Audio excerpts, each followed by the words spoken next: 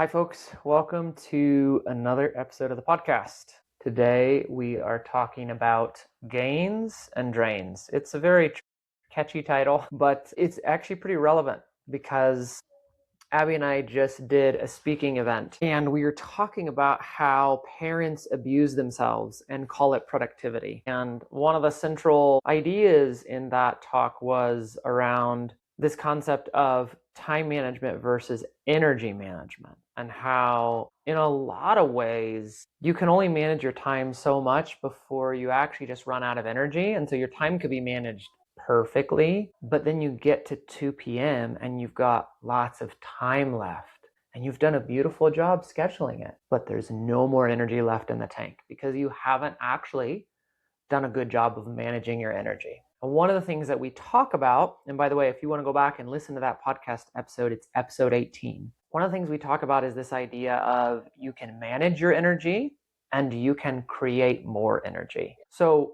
we're going to talk today about the things that gain you more energy. So we use the term gains. This is where you can create energy for yourself, create connection, create the things that matter to you, that you love.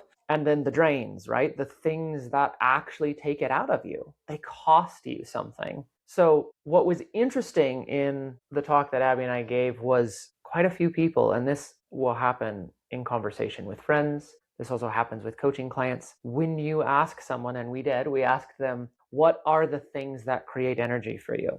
There was a handful of people in the room that looked at us and said, I don't know. Right. There was a handful that said, I don't know. And then there were a few, and I think you and I for a long time fell into this category where we thought everything that was a gain for us was like a giant time commitment or a financial commitment or right. So for you, it'd be like a full day hunting, or for me, it would be a warm trip to the beach, right? Like that's what's really going to refill me. And I can't get that in the 5-minute window I have between appointments with my kids, or I can't get that in the 15 minutes I have before I need to start dinner. And so it felt like, well, I can't take care of myself because I can't do the one thing, the only thing I can think of that will bring me joy or help me regain that energy. So we needed these big blocks of time, right? I needed hours to work in my garden and you needed hours to go hunting. And so I know for us, even in our own story of figuring this out, there was a season where we both didn't feel like, I guess you could say we made the excuse that we couldn't take care of ourselves or balance our energy better because the only things we could think of to take care of ourselves took a lot of time or took a lot of resources or some resource that we didn't feel like we had. And this is where you get this experience and this phrase that you hear people say, like, working for the weekend, waiting for the weekend, hoping I can make it to the weekend. It's Friday, we're almost there, we're almost to the weekend, right? That is people not knowing how to create gains, to create energy, to create connection, to recover and restore themselves in the micro moments throughout their week. And they have to wait for a big old block of time on the weekend to do it. So I'm glad Abby brought this up. So you're going to find yourself in perhaps one of three camps today.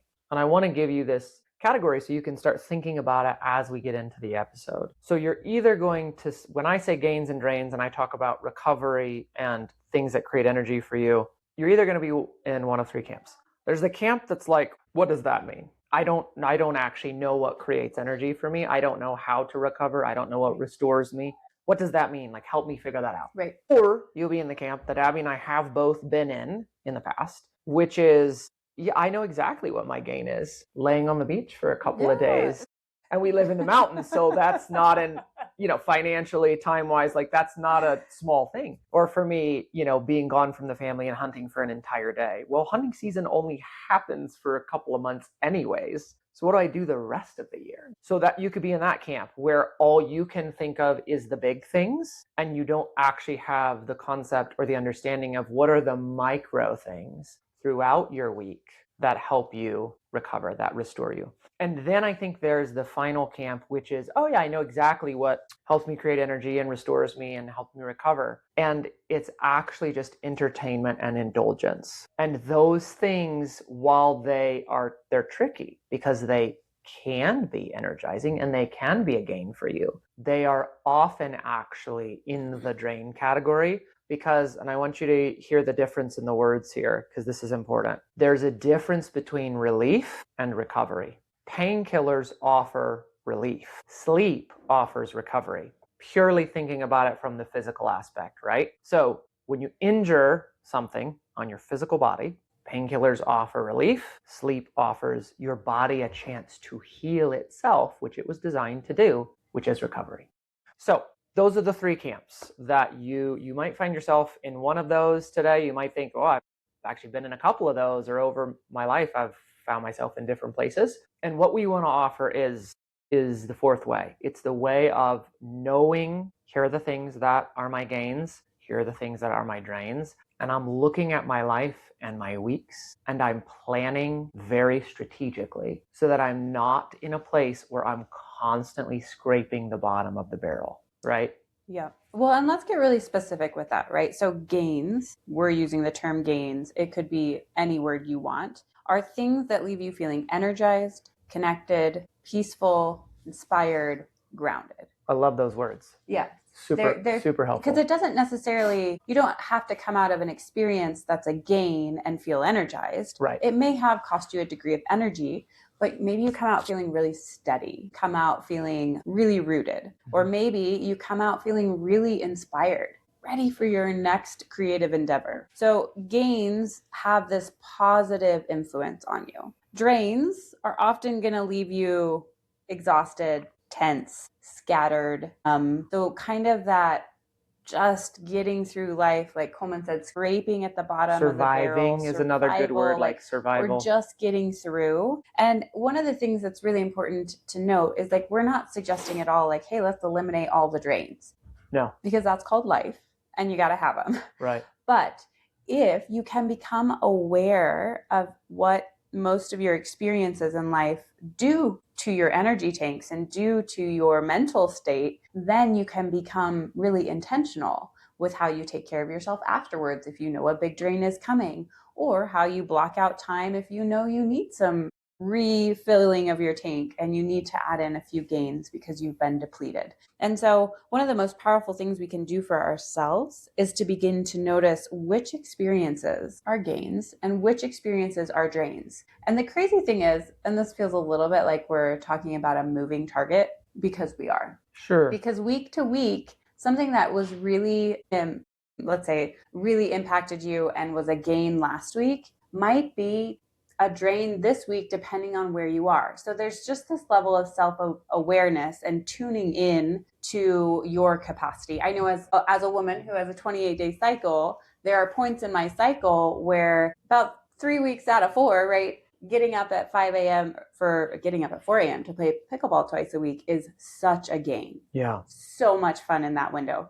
There's about 1 week where it's like, that's probably more of a drain because my energy is already low, right? So it is a little bit oscillating. But generally speaking, it'll be consistent within season. Yeah, and another helpful example on that, I think, is I consider myself an extrovert. And generally speaking, spending time with people I love is energizing, it's grounding, it's connecting, it is a gain for me. However, if Ab and I have had a particularly challenging week with the kids, often the last thing that will be a gain for me is going to a social event, right? All of a sudden, that has now become a drain because I have given so much socially to my kids that week that it's cost me a lot and I actually need some alone time, which isn't always a gain for me. So it's just important to understand yourself and kind of where you're at in your cycle, if you're a woman, and for men, like what happened that week. So real quick, a super helpful exercise on this, and I would actually encourage you, pause the podcast and do this exercise. Set a timer for 3 to 5 minutes, write down all the gains you can think of, and write down all the drains you can think of. Don't overcomplicate this, because like we just said, sometimes those things flip-flop and they move, and that's fine. But the exercise of having to think about it and write it down, it will get your brain going in a way that will have you being more aware the rest of this week. So pause the episode if you can, if you're not driving. Even if you're driving, actually, you could dictate. So that's an option. But make a list. Here are the gains I can think of in this amount of time. here are the drains I can think of. That'll just get you started. Yeah. And you can niche that down to this season. Yes, right? totally. Like, what's bringing me life in this season? What's really costing me in this season? And that can be helpful too, because there is a level of fluidity to it. And so you could call this, and I like this term, seasonal self-awareness. I tend to be a very seasonal person. I have things that I love to do in the summer that I'm really not interested in the winter. I have things that, like energetically, I feel the shifts of the season really strongly. When winter comes around, I want to hunker down and rest and recover. Like I can just feel that within me. When summer comes around, I want to go at Mach speeds all the time. And so this seasonal self-awareness is this acknowledgement that there are seasons within nature and there are seasons within life, and you are fluid within those seasons. And so this is sounding a little hippy-dippy, but there is some reality to it. We are actually hippy-dippy. So if that offends you, I'm sorry. There's ways that it's funny, because there was a season in my life when I was an avid distance runner. Ran marathons, spent lots of time running. Once I had kids, my first child, a single bob stroller, we ran around all the mountain roads and all the mountain trails, and it was fine. Then I had two, and they both went in that bob stroller, and as they got bigger, well, the mountains didn't get smaller, and they got heavier, and then they started to fight. And I can remember continuing to like push and make that gain be a gain, and it just continued to go from gain to drain. And it wasn't fun anymore. And I remember coming back and being like, I don't want to run anymore. And it wasn't because I didn't love running, but that season of life had changed. And my gain time or my gain needed to shift. And I was trying to force it to not shift because I identified so strongly as a runner. Yes. Right. And so I had to make a shift, and I became a yoga instructor and a weightlifter. And so I made this like major shift, and it still brought me life. But I remember really trying to force what I used to think was a gain into a season for quite a while. Yeah. And it really became a drain. And I'd get home from those runs so irritated. So frustrated. I think that's such a good example, because we do want to talk about why we miss our own signals, right? So your body is signaling you about these things, because your mind actually, it doesn't really do a good job of being aware or knowing whether you're scraping the bottom of the barrel, you're really drained or you're really energized. Your body knows, though. If you check in with your body, it knows the answer to that question. So there are some common reasons why we get the signal and override it, or we just aren't even aware of the signal at all. So Abby was talking about this idea of identity. And so if you have an identity that I am fill in the blank, I am a runner, I am an A-type person, I am highly productive, I am blah, blah, blah, whatever your identity is, you will completely ignore and override the signals your body is sending you to say, you can't keep pushing. I need a break. Like I need some space. I need you to reconnect. I need you to get grounded. I need you, to recover before we keep going again. But if your identity is rooted in this thing that requires you to keep pushing, then you just keep pushing until you're willing to change your identity. So like Abby said, I'm a runner. I got to keep running. That's who I am. And then at some point, the pain of that was so great that she was like, forget it. Yeah. It's not fun anymore. My barrel got so empty that I needed to figure out a different gain. I needed to figure out something else that brought me life and joy and refreshed me. And that wasn't it anymore. So there was like a bit of a grieving and a bit of a resistance there for me. I needed to shift my identity. So recognizing like if it's something you've always done that's always been good for you, and for whatever reason it's not feeling good for you anymore.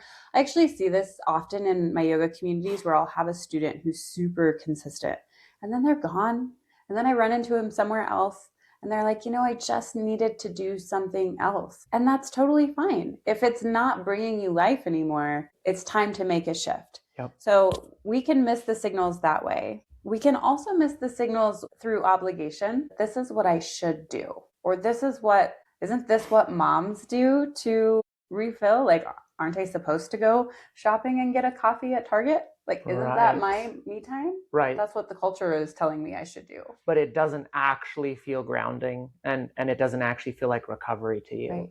but you do it because that's what your friends do. Right. Or the culture is like, hey, you should take a bubble bath. That's how you refresh. I should want to take a bubble bath the other night because I was so sore. And I was like, this is miserable. Yeah, I'm because just not a bath person. you're not a bath person. No. Right. But I should want this, right? Isn't this what moms do? They hole up in the bathroom with their book and their candles and whatever. Not for me. That's not a gain for me. So also recognizing where you're seeing culture tell you how to take self-care moments or how to take care of yourself, and it doesn't align. Most of culture talking about self-care is companies trying to sell you something. It is. Right. So that's where I talked about earlier, is this idea of things that, by the way, this was me. I remember years ago thinking that the way that I took care of myself at the end of a long day of working and having little kids and toddlers was to watch a TV show or a movie. And frankly, I love film. I do love that medium. It's something I really can feel inspired by, and it like gets my brain working, and I love it. But actually, at the time, it was not recovery for me. It was not grounding. It was not connecting. It was not energizing. It actually became something that afterwards I just felt worse. And so there is this category of entertainment and indulgence that society will sell you as self-care. But actually, they just make good money off of us paying for the streaming services and buying the chocolate or whatever the indulgence is, you know? So the other category we want to talk about, though, is comparison. So we've talked about an identity might be getting in the way of you taking care of yourself. Obligation might be getting in the way. People are counting on me. I can't say no, right? And then there's comparison, which this one is often for the people who care the most. These are like the gems of the world. These are the people who they want to take care of everyone at the expense of themselves. And so they compare themselves to other people. They don't take the time to know what they want or what makes them come alive or helps them recover and feel grounded. They just look to their left and go, well, Abby likes running and it seems to make her feel better, so maybe I'll try running. But it doesn't feel good to them, right? They compare themselves to you. Sure. Or they compare themselves to someone else, and then it doesn't feel good to them, and they just conclude like, oh, well, I'll try this other thing that I saw on Instagram. Well, I was actually thinking of comparison slightly different.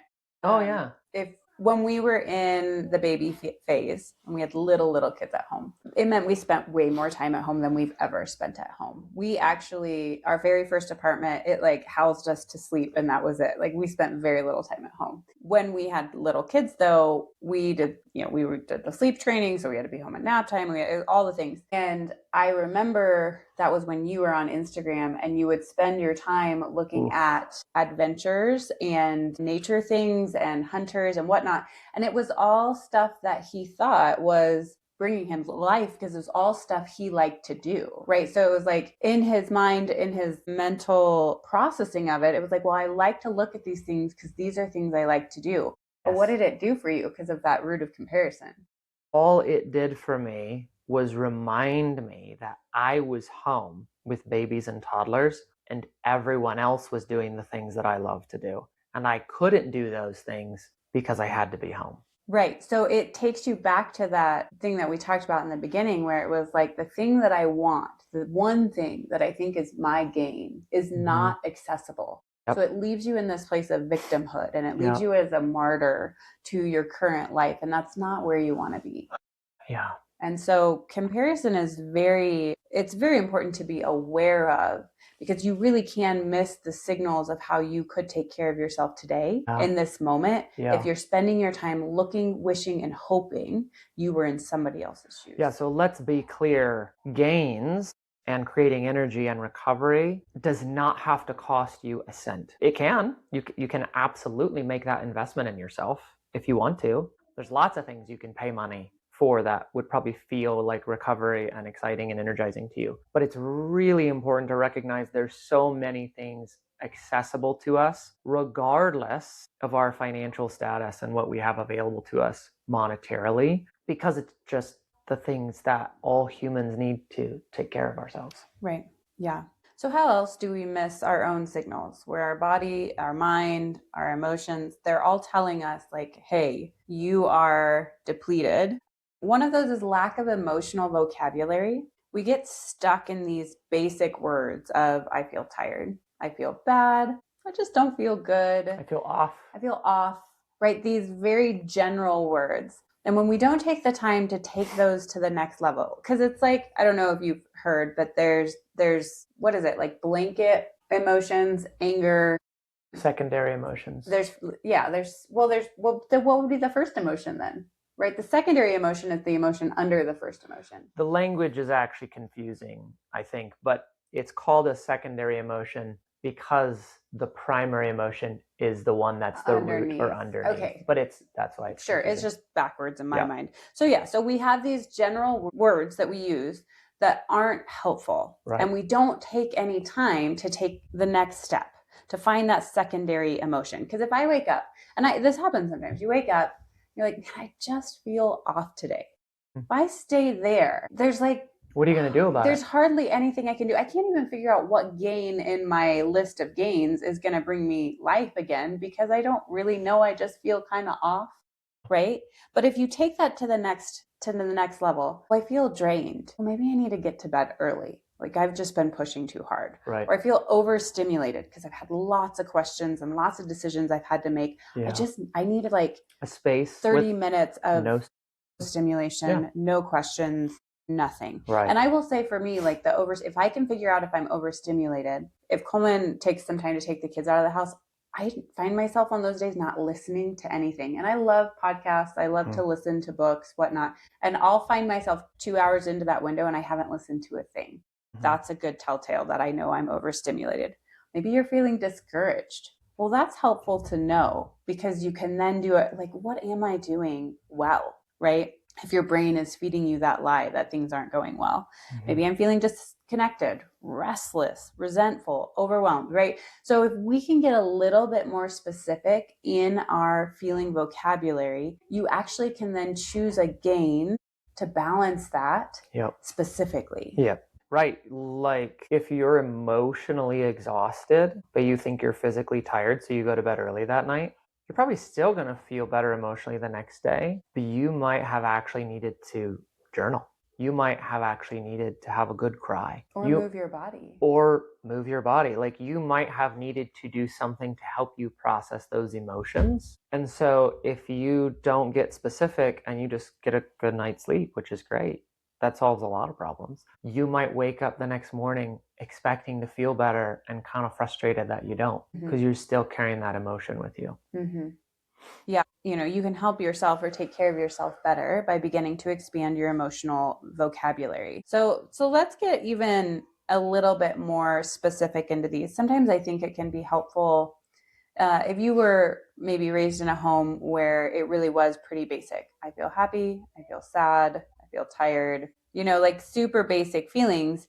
It can be helpful and we can go through this with you to like, if I feel tired, okay, let's break that down. Am I mentally fatigued? Am I emotionally heavy? Am I overstimulated? Do I have decision fatigue? Right. So if you can take the word that your brain wants to give you, the most basic word, and break it down a little bit more, that's going to help you understand what's happening inside. Yeah, another example would be the word restless. I hear this quite a bit, actually. So restless could be you're craving movement. Physically, your body actually needs to move. It wants to move, and that would feel good to you. You're bored. The phrase I like to use with my son, we've been talking about boredom quite a bit lately, is boredom for me is a signal that I'm looking for an interesting problem to solve or to work on.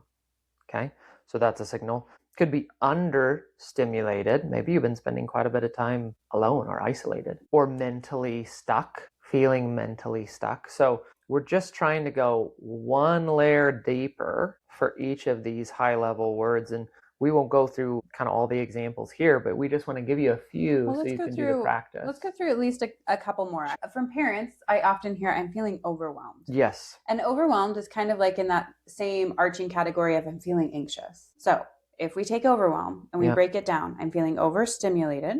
Could be overstimulation. Right? Which is a real thing from April and May. Much more helpful word. Right. Because if you can take overwhelm and break it down to overcommitted, you can say no to something. there's something you can do with it. But if you keep it in the category of overwhelm, like life's just a lot. I'm so overwhelmed. What do I do? I'm overcommitted. Okay, I'm gonna let go of one of my commitments. Yep. I was just gonna say, like, I'm doing that right now personally. Yeah. I'm letting go of one of my commitments because I felt pretty overwhelmed. We knew going into soccer season it'd be a busy season on top of everything else. So right now, I took overwhelm and I said, you know what? I'm really overcommitted. I hold a leadership role in almost everything I do. I need to not hold that leadership role in one thing.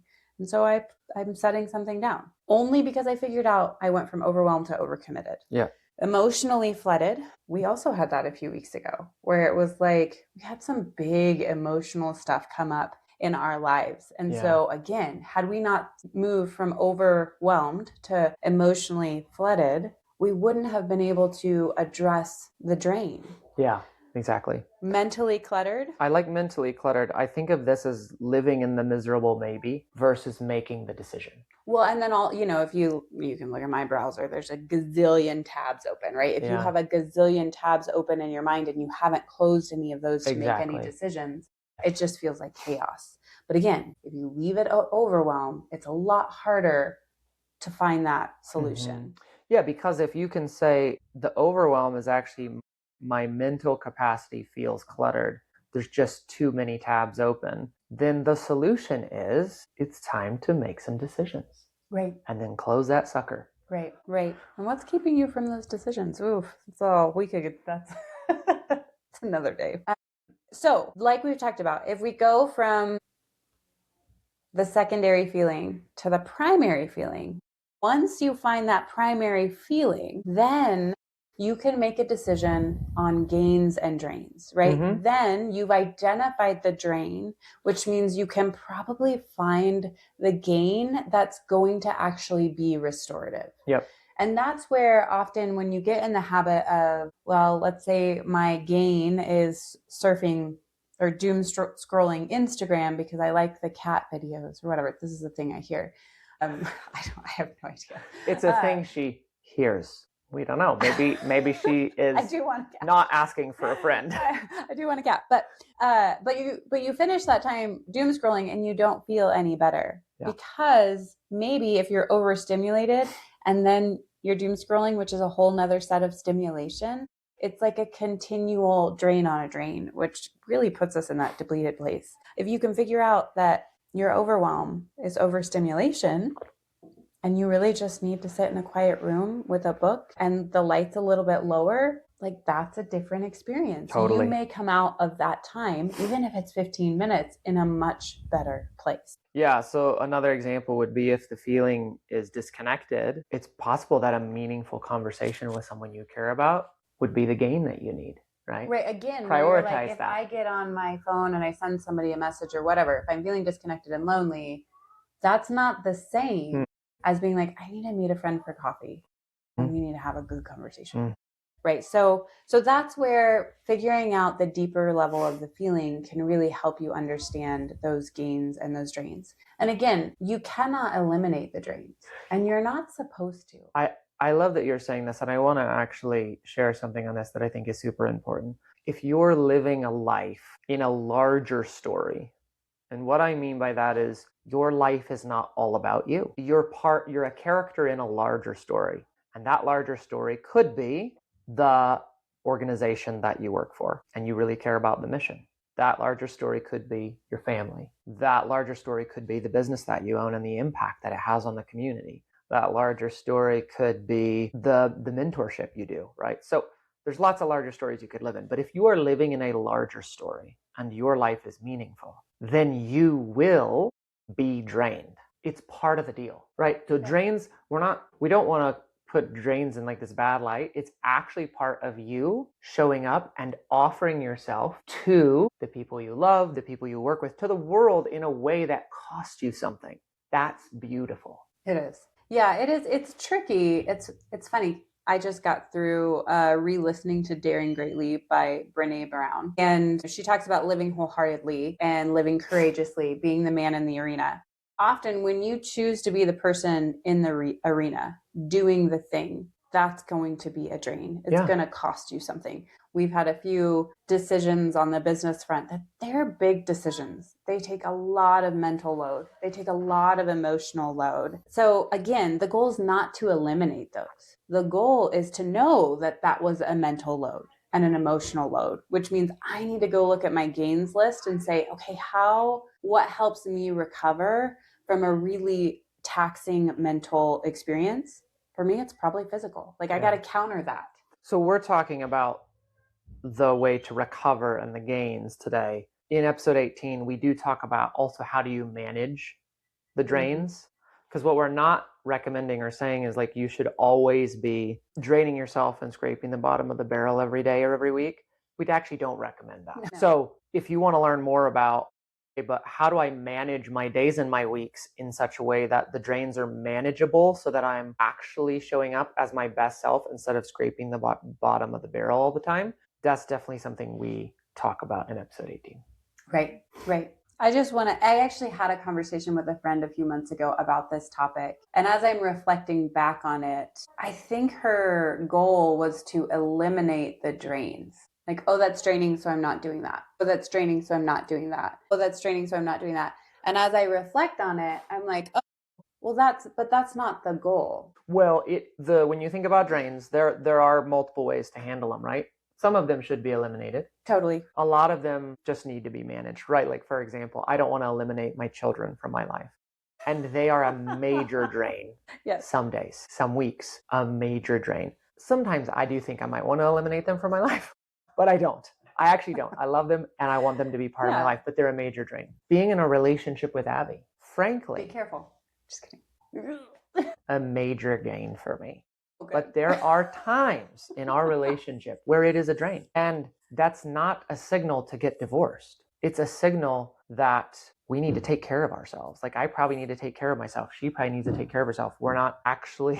We probably need quality time together. So that's one of our... Yeah, and we're not actually a gain for each other right now. So all that to say, like, is elimination a solution? Yes, but it's not the only solution. And if you find yourself using that as everything's a nail and that's the hammer, you're going to eliminate some things that actually matter to you, potentially. Right. That's the risk, right? Yeah. And I think, there's a few of you that are probably like, that's not even possible. Why are you addressing that? I think it depends on your life circumstance, your financial setup, your current role in your family.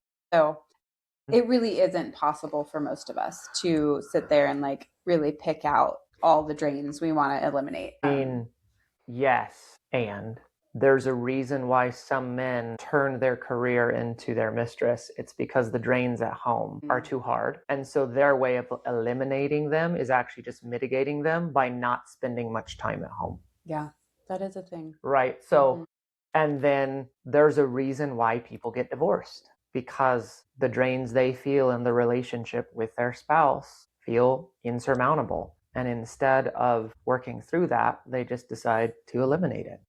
It's a real, people bring children into the world and then walk away from them and put them up for adoption, right? That's a thing. So it is real. It is. So let's kind of bring this down to tangibility. I feel like one of the things we like to do is to take these big ideas and these big concepts and say, okay, what does that look like on a daily basis? And so, like we talked about at the beginning, there was a season in life where we both felt like our gains had to be giant. Like basically we were so depleted that this is the only way we're coming back up and it's got to be a lot of time, whatnot. So what are some small tangible things that people can do to have gains weaved in and out of their day that balance well with all the tasks and the monotony and the chores and all the things that have to happen every day? Yeah. We have these pockets of these pockets of time that a lot of us blow up on our phone because it's like, well, it's not enough time to pick up, I'll get a paragraph into my book, or it's not enough time to do X, Y, and Z.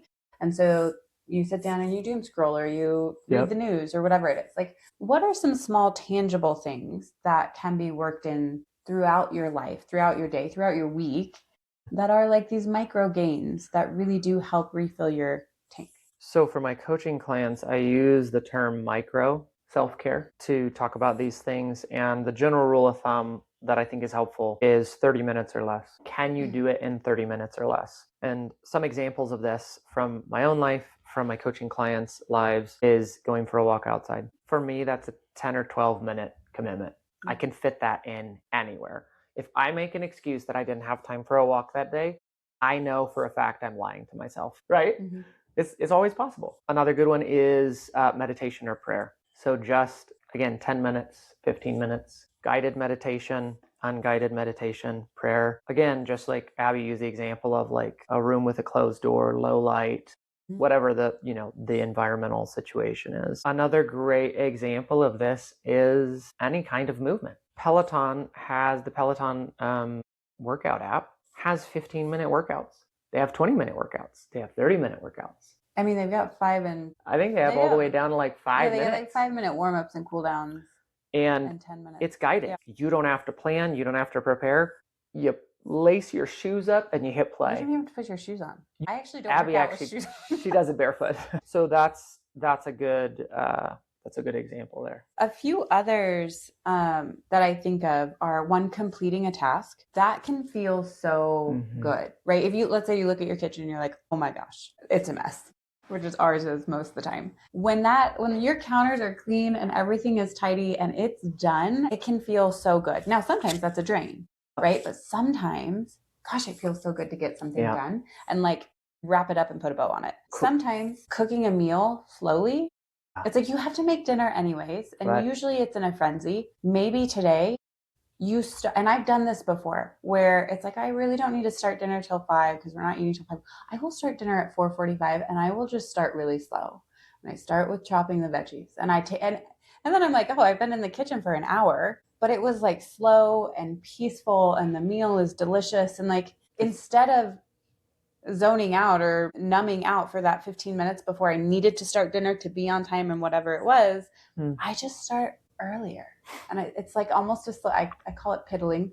Yeah. It's like a slow piddle in the kitchen. And that can feel really restorative. And it's all stuff you're going to do anyways. Yeah. But doing it from a different perspective than the hustle bustle frenzy, that is a drain. Like, oh, I had to cook another meal, to the really enjoying slow process. And doing things with your hands, creating or building or putting something together, organizing, that can feel really cathartic for people. And one of the things that I was thinking about as we were sharing is there are some categories that might be helpful for you. If you are like, I don't know what energizes me. I don't know what's a gain. I don't know what helps me recover. So let's give you some categories, and then you will have to figure out or think about, what is it for me? Okay, it's this for Coleman, it's this for Abby, but what is it for me? So creation is a category. Building something, making art of some kind, painting, putting something together.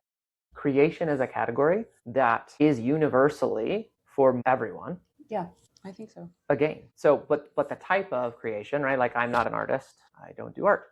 I do play the guitar. That's an example of a gain for me. Movement, right, is a category. Move your body. Which way feels best to you? What movement feels great to you? And you can do it in 30 minutes or less. And then being outside in nature. For you, that might be sitting on a park bench. For you, that might be laying on the grass. For you, that might be climbing a tree. We don't know. But being outside in nature, feeling the sun on your face and the wind in your hair, these things are biologically true for all humans. So these are some categories for you to think about. Well, you could what also, am I missing? People, right? For the extroverts, people, there's certain so good. People that are going to bring you life and joy almost every time you spend time with them. Yeah. Connection with people, meaningful conversation. Yeah. And again, do most people have time for a 10 or 15 minute FaceTime conversation where you can see their face and where you can chat and you can connect with them for 15 minutes? Almost everyone does, almost any day. And if I say I can't, again, I'm lying. Like 15 minutes, I could do that. I could connect with someone for 15 minutes. Sure. Does that make sense? Yeah. So if that is what you love and it really rejuvenates you and brings you life, that's a great one. Yeah. I love that category. So let's counter that, right? Those are a lot of categories for those little micro gains that you can mix into your day. I think it's also important for you to understand the way drains affect you and what elements of a drain and how they impact you. So the category of noise, if you know you're going into a noisy environment, that may be a drain to some degree or another. For some of you, noise doesn't bother you. Right? Noise bothers me. So even in my own living room, if the kids are talking, the music is going out there, Coleman's got music going in the office, I find myself so overstimulated and it's a major drain for me.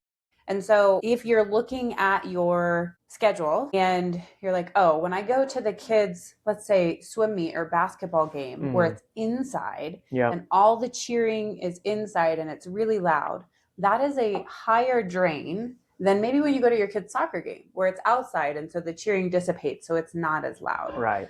And so recognizing that as you're looking at your schedule and you're acknowledging, well, this event tends to be a drain for me. It's kind of a drain to this degree. And so that can be a good indicator, and you can kind of use that to help you find that level of like, oh, this is a big drain or this is a small drain. You might also find like how much pressure is on a situation. I find that I experience it's self-driven. There's no one putting pressure on me, but for work, there's certain things about my business that I feel a ton of pressure for. Right. And so I know that those are a higher drain. I don't want to eliminate that. I want to continue to run my business and be engaged in that way. But I know like, ooh, that is going to feel costly because of the amount of pressure guiltily that I am putting on the situation. Rushed schedules. Actually, this was one of the reasons we homeschool. Yeah. Getting out of the house in the morning. I just refused. I was like, we're not going to rush out of the house every morning. Here's why. I knew for me that being late was a big deal and it bothered me. So I didn't want to put myself in a situation that would drain me every morning to have to get my kids out of the house by a certain time to be somewhere.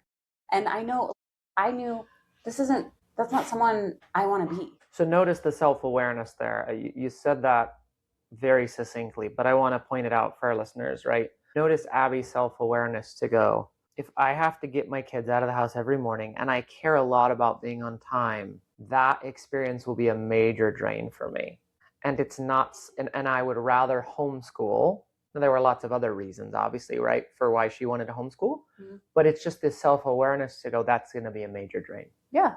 Super important. It's like a giant commitment to homeschool the kids and a huge sacrifice on my time and my energy to homeschool them. And that to me felt more like a gain in some ways than the drain of getting the kids out of the house in the morning. So here's another point of self-awareness that I'll share, I think, just to give our listeners more examples, right? When the house starts to get messy, right? So the kids leave their stuff everywhere and their rooms are messy and the downstairs is messy and the living rooms and all the things are messy. If I just remind them and ask them and tell them to pick up their stuff and to do their chores and to whatever, that will be a major drain on me to do that and them not do it or listen and them not listen, right? Here's a point of self-awareness that I realized actually relatively recently. But if I feel like I'm on the same team with them and I collaborate with them and I say, hey guys, we need to pick up the living room, and it shifts that for me. All of a sudden, it doesn't make sense, right? Because now I'm doing more work technically. Right. So you would think that would be a bigger drain. But for me, collaboration shifts things. The teamwork aspect shifts things. And so it's less of a drain for me if I collaborate and if I jump in and I do it with. So that's just that self-awareness to recognize and understand this is a major drain for me. This is kind of a minor drain. It'll be less of a drain if I do this. Yeah, so you can use these patterns or these categories to help you begin to really have that self-awareness, really get to know yourself on the level that will help you begin to adjust your schedule and also begin to honor your experience. That can also be a really helpful thing. Even just having this language, we can now use that within our marriage where, a couple weekends ago, we hosted a giant birthday party for one of our kids. It was a major drain for me. And I was able to use that language to say, hey, like that cost me a lot. I wouldn't do it any differently. I wouldn't change it. I'm so happy to do it, but I'm still feeling super depleted afterwards because it was emotional, it was social, and it was physical. And so it can give you the language then even to talk with your partner or your spouse about where you're at.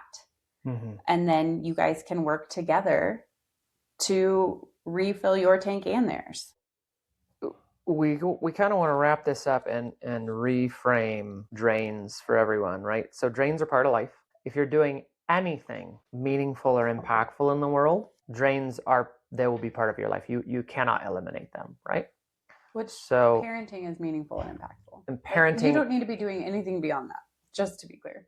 I think parenting is the most meaningful and impactful thing you would do in the world. So yeah, we're not actually talking about the stuff that the world thinks is meaningful and impactful. We're talking about the stuff that actually is meaningful and impactful. And Abby and I both agree that parenting is the most meaningful and impactful thing you can do, raising humans. So if you are doing those things, then you will have drains. You will not be able to eliminate all of them. And so what is the approach? The approach is learning what drains you, how much it drains you, and managing that.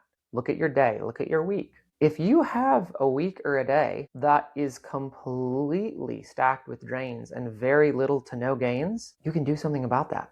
You can make a shift. You can move some things around. You can shift some things to the next week. It doesn't have to be that way. Some of us feel like we're a prisoner to our schedule. We're not. You have a lot of agency there. So you can manage it by saying, you know what? No, I'm not going to have 4 one-on-ones with my direct reports in one day. That's a huge drain for me. I'm going to split them up 2 each day. And you'll notice how much better you feel because you did that. And then the second thing is, how are you going to recover from the drains? What are the micro gains you can build in to your life that allow you to recover? I like the question too, what supports do I need around this drain? Yep. Especially when you know it's coming, when you look at your calendar and you're like, oh, that's coming and that's a big one and I know it's going to cost me a lot.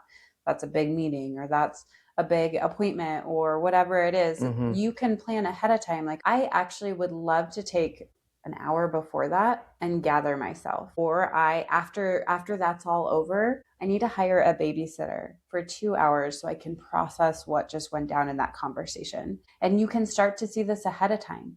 And here's the thing. If you see something that you're like, oh, that's probably going to be a big gain or a big drain, and you put supports in around it, and let's pretend it's not as big of a drain as you thought, you still have blocked out this time to take care of yourself. So it's always a win. Yeah.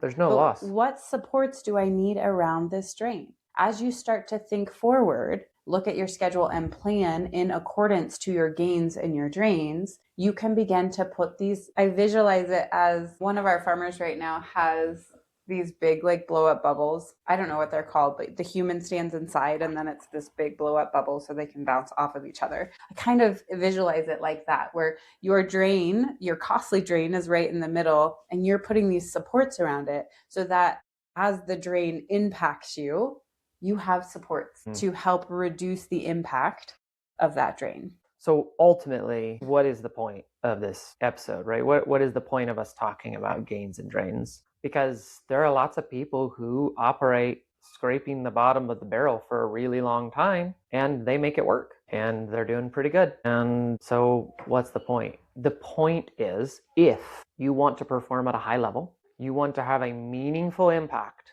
on the people who are connected to you, and you want to do it in a way that feels good to you, that's connecting to the people you love the most, you will have to take this seriously. Because what I can tell you is when I operate from a drained bottom of the barrel scraping place, the people who pay the price are the people I love the most. It's me, which a lot of us take that for granted because we're like, I can take it, it's fine, I'm tough. But it's me and it's Abby and the kids who pay the price for that. Because what I'm doing is I'm showing up as the worst version of myself for them. And you just heard us say that we think parenting is one of the most meaningful things you can do. So for those of you who might have listened to this or might be thinking like, it's okay, it's fine, it's not a big deal, I don't need to think that hard about this because it's working. Maybe, and maybe it will keep working for a while. Maybe it will keep working for years, but at some point, your physical health will actually deteriorate. It'll pay the price for living in a constant state of scraping the bottom of the barrel. But more importantly, I think the people you love the most are going to be negatively impacted. Yeah. This might be a tangent. Ooh. Who knows? Maybe we'll edit this out. One of the thoughts that I've had at one point in my life and on this journey so far is I would hear a podcast like this and I would think to myself, gosh, it sounds like so much work and so hard to live so intentionally. Like, I don't feel like I have the time or the space or the capacity to do that kind of work because it just sounds exhausting. Well, because you have everything else you have to do. And yes, and sometimes I found myself thinking, I don't want to live that intentionally. Like I just want to live life. I want it to be easy. And so then there have been seasons where I've like turned off trying to live intentionally and just like taken life one day at a time and whatnot. And I think where I found myself was I was equally or more tired when I wasn't living with intention and purpose like this. And so I guess I'm thinking of my own story in that I'm thinking of some of the people that we spoke to yesterday and some of their questions and some of the things that they were giving us feedback on. And I can remember hearing a podcast like this and just being like, that sounds like a lot of work. I don't want to do that. And as I've decided to make that shift and do the work, it has made life so much better. And from this side of it, I would say it's always worth the work. Here's the actual uncomfortable truth. You will do the work one way or the other. You'll do the work of living in a body that doesn't feel good. You'll do the work of living in a family and a relationship with your spouse or your kids that is strained and disconnected. So you'll do that work, or you'll do the intentional work to create a life that you love, to create an environment where your body feels good and where you're connected with the people you love the most. So I think you're absolutely right. The thought is it's too much work to live intentionally. And that is actually an illusion because the work exists either way. It's just two different kinds of work. And you get to decide which work you want to do. Yeah, I just felt like I was replaying some of the things that we were saying. And I remember thinking of that. My 9 was at a very strong 9 season at the time. Enneagram 9 is what she's talking about. And I just remember thinking, man, I'm so tired of being so intentional. This feels like so much work. And I was probably at like the point of an almost breakthrough and not there yet, right? Like transition in labor where you're like, I want this to be over. And the doctor or the midwife is like, you're there. Right? Like this is probably one of those moments. Yep. But I can remember because it's like when you're coming from a place of already feeling tired, fatigued, worn out, all those drains, and you're at the bottom of your barrel, when somebody's like, hey, let's do more work. It's like, no, like I don't have capacity. Right. But it's, it's crazy because it's so worth it. But I just want to, I think, acknowledge that sometimes I know I've had that come up for me. And sometimes that is an actual experience when you hear about a way to make your life better. Yeah. So we're going to make this really simple for everyone who might be feeling a little bit overwhelmed or like this is a lot of work. This week, we just want you to do one thing.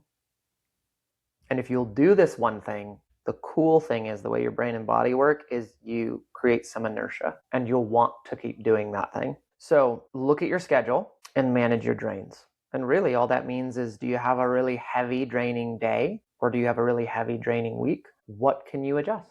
What can you move? What can you shift around? So that's option 1. Super simple. Next step, manage your drains. Or option 2. And if you're an overachiever, we'd love for you to take both options. Add in some gains. So figure out where you can slip in these micro gains throughout your week to help you recover. And what are they for you? If you pause the podcast and made your list, you already know. Get started there and then tweak it and adjust it from week to week. But it really is as simple as that for getting started. That's how we got started. We didn't do like a full re-architecture of our lives or of our weeks or of our days. No. We literally just made a couple of lists and started trying it and experimenting. Like how about this gain? How does this feel? That feels pretty good. I think I'll keep doing it. Right? Like it wasn't a full overhaul. No, it absolutely wasn't. But I will say that I think we both saw the biggest shift. This is going to be a shameless pop. Was when we both were getting coaching. For sure. Because like in a way to make living life intentionally easier, if you've got a coach that you can download your thoughts for, it's like the baby steps to becoming more aware, because you actually don't have to pay as close attention because you have that person from the outside paying attention for you and calling it to the front of your mind. And so when I think about our process and our experience, and when I think about when I had that thought, shortly after that, both of us were receiving coaching, and it really was what made all the intentionality easier.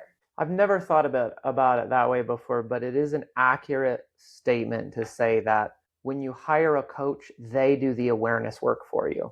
Well, they started, I mean, right? they You honestly do a lot of the heavy lifting for you because initially. they just ask you good questions that allow you to become aware. And then once you're aware, you can't unsee it. Yeah. And then if you do try to unsee it, your coach will remind you. In such a good way. But it really, like, when I think about it and I think about that process, like, that really did make it easier to begin the process, to get that like level up. What was that analogy where it was like there's certain things in life that become, and they take you to the next level and they progress you that much quicker because it's a crank? Or do you know what I'm talking about? Yeah, so the idea is that if you can think of like a knob, maybe like in your vehicle or like an old stereo, for those of you who remember, where you like do slight little clicks to increase or decrease the volume, that's the kind of progress you can make kind of doing this work on your own, right? Doing whatever you can on your own. But if you think about a lever where you can actually engage it all the way, like however many motions up here versus down here, and it goes so much further than this little dial as it clicks, that's what coaching or therapy or hiring a professional to support you or help you get to where you want to go way faster and way farther than you could have done on your own with those little dial clicks, right? It's this multiplier effect that has been true for us, and that's true for a lot of people we know who have made those investments in themselves. So yeah, I mean, Abby's absolutely right. Like, if you want to stop clicking the dial slowly and you want to make serious progress way fast, the answer is make the investment in yourself by hiring a coach. Right. Yeah. Yeah. Anyway, shameless plug there, but truly, it truly made a difference. It was a genuine shift for us that made it easier when I think about sometimes how the work of intentionality feels. So friends, pay attention to your gains and drain this next week. We have more special guests for you coming that we're going to be interviewing shortly in our next episode. Stay tuned. You're going to love it.